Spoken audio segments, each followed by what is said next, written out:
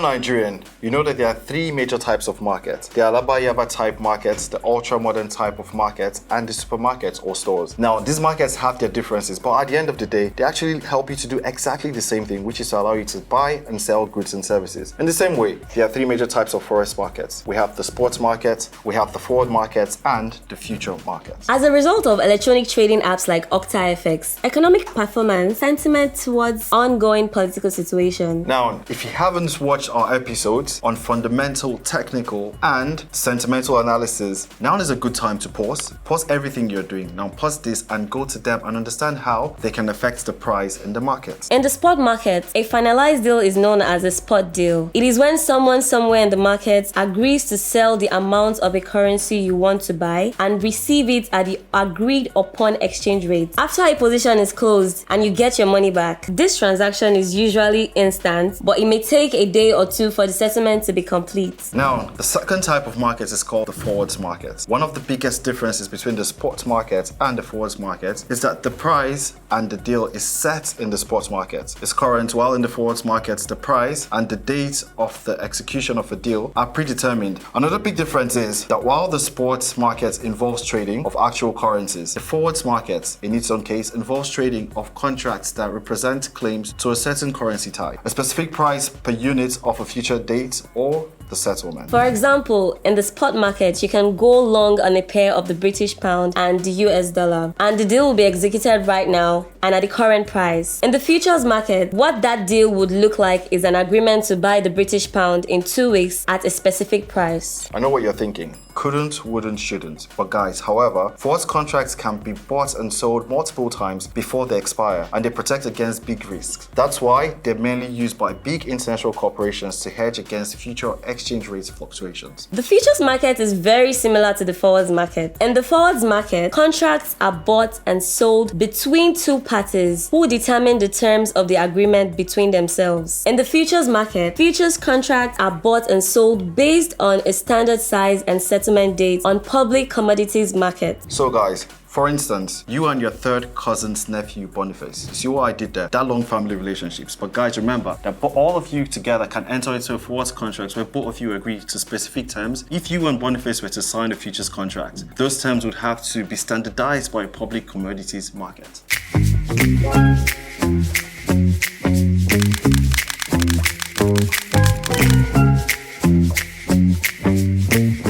One final thing to know is what we call the options market. Think of it this way. You watching this course right now, you have the option to jackpot. Your option to jackpot is the right but not the obligation to jackpot. It's the same way Canada has the right but not the obligation to give you PR, but I digress. Now guys, not to digress. An options contract in Forex markets is very similar to the futures and forwards contract. The main difference is that the future and forwards contracts give you the right to buy and sell a particular currency, and you must buy it. Options take the obligations to buy or sell away. In options trading, call options give you, the holder, the right to buy a stock, and to put options gives the holder the right to sell a stock. There are two types of options contracts in the Forex market. The first is the traditional vanilla call or put option. And no, I'm not hungry. It's actually called vanilla. With a traditional or vanilla options contract, the trader has the right but is not obligated to buy or sell any particular currency at the agreed upon price and execution dates. This trade will still involve being long one currency and short another currency. That means that if you are the buyer, you will state how much they would like to buy, the price you want to buy it at, and the date for expiration. The seller will then respond with a quoted premium for the trade. That premium is essentially what the seller believes this option contract is, since there is no obligation to buy the actual currency. If the current exchange rate puts the options out of the money, then they will expire worthlessly and you would